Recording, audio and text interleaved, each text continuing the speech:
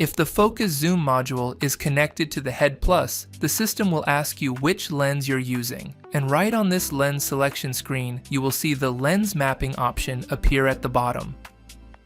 Let's press the button and start the mapping process. First, the system will try to find the lens's macro limit. Once it reaches the end, it asks if I'm at the minimum focus distance. If I hit no, it will travel to the other end. But I'm going to say yes, because I am currently at the lens's shortest focusing distance. Now, it's asking me to manually move the lens to the infinity position. I rotate it by hand right up to the infinity mark on the lens, and then I hit done. At this stage, we are defining our lens. We just need to enter its name, brand, and focal length.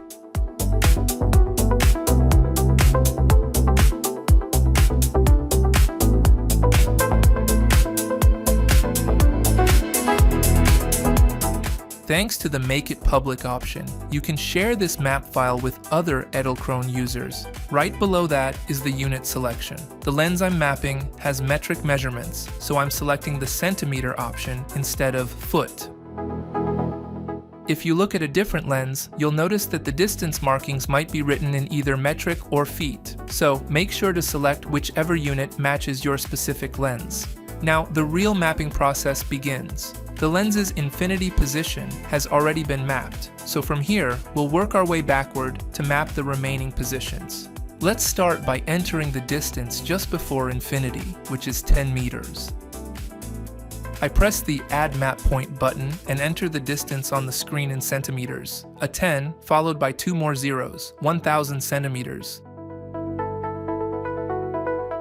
Let's move on to the next distance, 5 meters.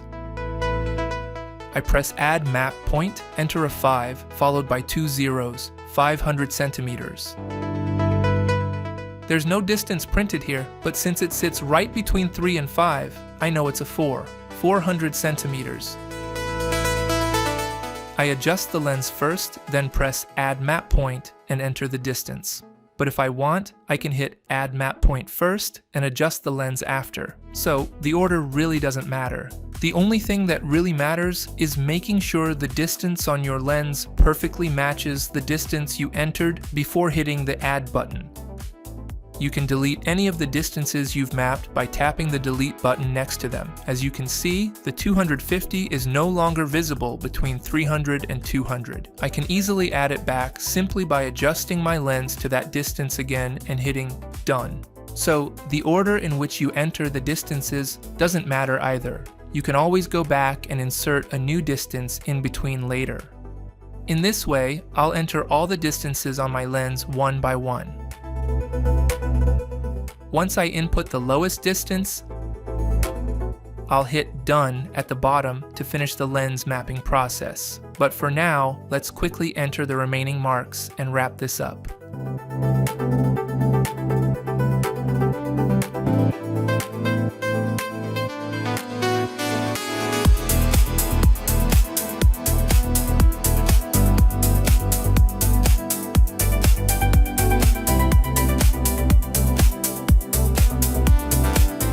I've added all my distances. Now I press the Done button and my new lens is officially active. By tapping the Lens button above the focus control, I access my lens list, and right there I can see the lens I just mapped. I select my lens. The system runs its calibration, and my lens is now fully engaged.